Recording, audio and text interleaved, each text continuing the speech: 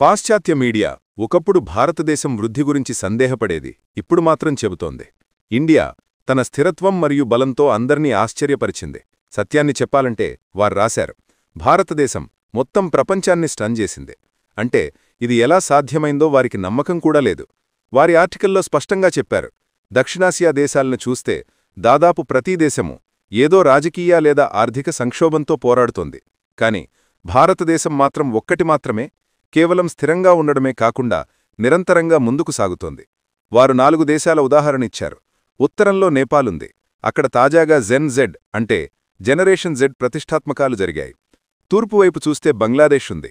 అక్కడ కొన్ని నెలల క్రితం ప్రభుత్వం పడిపోయింది. దక్షిణం గురించి చెప్పాలంటే శ్రీలంక. అక్కడ 3 సంవత్సరాల క్రితం రాష్ట్రపతిని ప్రజల ప్రతిష్టాత్మకం వల్ల దేశాన్ని వదిలేసి పారిపోవలసి వచ్చింది. మరియు పశ్చిమంలో పాకిస్తాన్ ఎప్పటిలాగే ఏదో వివాదంలో చిక్కుకుని ఉంటుంది. ఈరోజు కూడా అక్కడ ఇమ్రాన్ ఖాన్ సమర్థకుల పెద్ద ప్రతిష్టాత్మకాలు జరుగుతున్నాయి. కాని ఇవన్నీ మధ్యలో భారతదేశం ఒక అలాంటి దేశం. అక్కడ అంతా శాంతియుతంగా మరియు నియంత్రణలో ఉంది. ఆర్థిక వ్యవస్థ కుమ్ముకోలేదు. సమాజంలో ఎలాంటి పెద్ద అస్థిరత కనిపించడం లేదు. మరియు ఇదే పాశ్చాత్య మీడియాను ఆశ్చర్యపరిచిన విషయం. వారు చెప్పారు, భారతదేశం చుట్టూ ఉన్న దేశాలు ఈరోజు పూర్తిగా IMF అంటే అంతర్జాతీయ ముద్రానిధి సహాయంతో నడుస్తున్నాయి. కాని భారతదేశం ఒక విశాల ఆర్థిక వ్యవస్థ, ఎలాంటి బాహ్య సహాయం లేకుండా తన స్వంత బలంతో ముందుకు సాగుతోంది. ఆర్టికల్వా రాశారు, భారతదేశం వృద్ధిరేటు ఈ సమయంలో లైఫ్ టైం హైలో ఉంది. త్రిమాసిక వృద్ధి గురించి చెప్పుకుంటే లేదా వార్షిక వృద్ధి గురించి ప్రతిచోటా భారతదేశం కొత్త రికార్డులు కురిపిస్తోంది. అంతేకాదు, భారతదేశం విదేశీ ముద్రా భండారం అంటే ఫారెక్స్ రిజర్వ్ కూడా నిరంతరంగా పెరుగుతోంది. మరియు ఇప్పుడది అంత బలంగా మారింది. 11 నెలల కాలం ఇంపోర్ట్స్ను సులభంగా నిర్వహించగలదు. అంటే భారతదేశం ఒక సంవత్సరం పాటు ఏమీ ఎక్స్పోర్ట్ చెయ్యకపోయినా దాని ఫారెక్స్ రిజర్వ్ మొత్తం దేశ అవసరాలను తీర్చగలదు. ఈ రిపోర్ట్లో ఇది కూడా చెప్పారు, భారతదేశం కరెంట్ అకౌంట్ డెఫిసిట్ అంటే చలువ ఘాటా చాలా తక్కువగా ఉంది. మరియు మహంగాయి రేటు కూడా నియంత్రణలో ఉంది. ఊహించండి, అదే భారతదేశం తాజాగా పాకిస్తాన్తో ఘర్షణను ఎదుర్కొని డొనాల్డ్ ట్రంప్ టారిఫ్ వార్ను ఎదుర్కొన్నది. కాని ఆర్థిక వ్యవస్థపై ఎలాంటి ప్రభావం లేదు. మరింత మెరుగ్గా భారతదేశం స్థితి మరింత బలపడింది. మరియు ఇదే కారణం పాశ్చాత్య మీడియా ఈ స్థిరత్వాన్ని పెక్యూలియర్ స్టెబిలిటీ అంటే అనోఖా స్థిరత్వం అని అంటోంది. వారు దీన్ని భారతదేశం అతిపెద్ద సాధనగా చెప్పారు. ఎందుకంటే మొత్తం ప్రపంచంలో అస్థిరత ఉన్నప్పటికీ భారతదేశం బలంగా నిలబడి ఉంది. స్నేహితులారా, మీకీ సమాచారం నచ్చుతుంటే వీడియోను లైక్ చేయండి మరియు కొత్త వీడియోలతో అప్డేట్స్ కోసం ఛానల్ను సబ్స్క్రైబ్ చేయండి. ఇప్పుడు ముందుకు సాగదాం. ఈ ఆర్టికల్లో ఒక మరింత ఆసక్తికరమైన విషయం చెప్పారు. వారు చెప్పారు, ఈరోజు మొత్తం ప్రపంచం మహంగాయితో పోరాడుతోంది. అమెరికా, యూరప్ మరియు మిగిలిన పాశ్చాత్య దేశాలు తమ ఇన్ఫ్లేషన్ను నియంత్రించడానికి నిరంతరం ప్రయత్నిస్తున్నాయి. కాని విజయం దక్కడం లేదు. మరోవైపు భారతదేశం ఈ విషయంలో కూడా అందరినీ వెనకబడేలా చేసింది. తాజా గణాంకాల ప్రకారం భారతదేశం CPI ఇన్ఫ్లేషన్ అంటే ఉపభోక్త వస్తు సూచిక 0.48కి చేరింది. ఇది గత 10 సంవత్సరాల్లో అతి తక్కువ స్థాయి.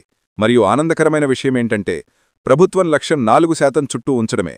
కాని భారతదేశం అంతకంటే చాలా మెరుగ్గా ఉంది. ఇప్పుడు ఊహించండి, మిగిలిన దేశాలు మహంగాయి తగ్గించడానికి కష్టపడుతుంటే భారతదేశం గణాంకం అంత తక్కువగా ఉంది. కాబట్టి పాశ్చాత్య మీడియా ఆశ్చర్యపోతోంది. వారు స్పష్టంగా రాశారు, వారికి అర్థం కావడం లేదు, ఈ అస్థిర ప్రపంచంలో భారతదేశం ఎలా ప్రతి దిశలో స్థిరత్వం చూపిస్తోంది. మీరు గ్రాఫ్ చూస్తే కథ మరింత ఆసక్తిగా మారుతుంది. 2014లో నొత్త ప్రభుత్వం వచ్చినప్పుడు మహంగాయి 8 నుంచి 9% మధ్యలో ఉండేది. ఆ తర్వాత ప్రభుత్వం చాలా ఆర్థిక సంస్కరణలు చేసింది. కొన్ని సందర్భాల్లో ఊగిసలాటే వచ్చాయి. కాని దిశ ఎల్లప్పుడూ కిందకే ఉంది. కోవిడ్ సమయంలో మొత్తం ప్రపంచంలాగా భారతదేశంలో కూడా మహంగాయి పెరిగింది. కాని ఆ తర్వాత మళ్లీ స్థిరత్వం తిరిగి వచ్చింది. మరియు ఇప్పుడు గణాంకం మరవంతకంటే తక్కువకి చేరింది. ఇది కేవలం సంభవం కాదు. దీటో పిన్నలో ఒక పూర్తి వ్యూహం పనిచేస్తోంది. మరియు ఇదే విషయం వెస్ట్కి అర్థం కావడం లేదు.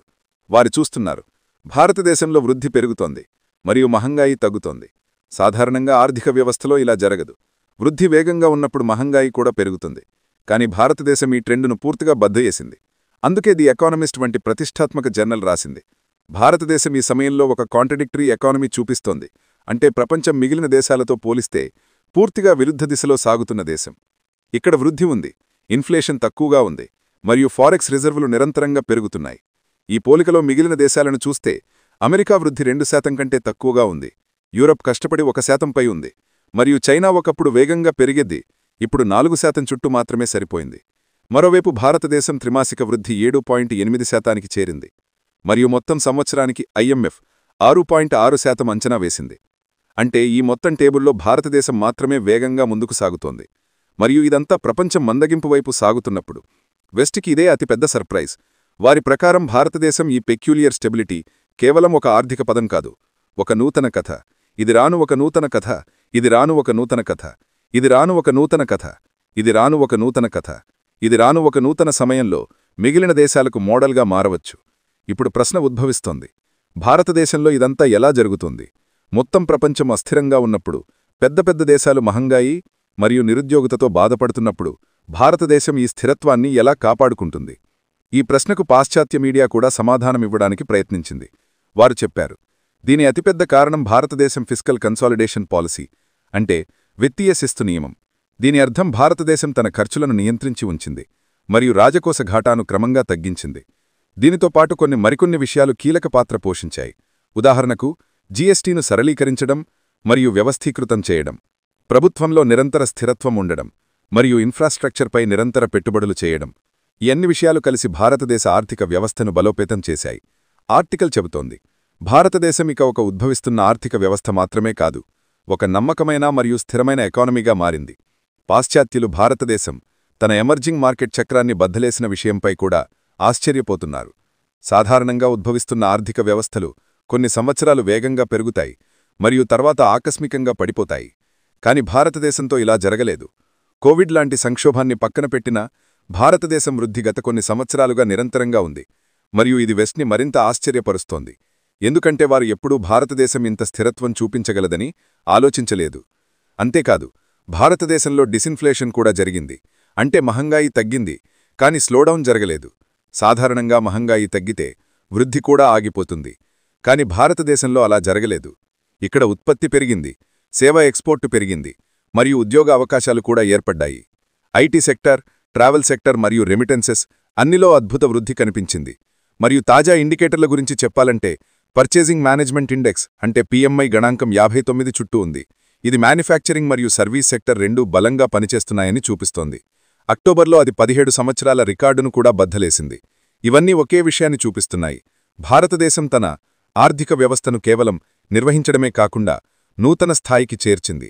ఇదే కారణం పాశ్చాత్య మీడియా ఇప్పుడు మళ్లీ అడుగుతోంది, భారతదేశం ఇదంతా ఎలా చేస్తుంది? అక్కడి స్పెషలిస్టులు కూడా భారతదేశం మోడల్ రాను సమయంలో చాలా దేశాలకు ప్రేరణగా మారుతుందని అంగీకరిస్తున్నారు.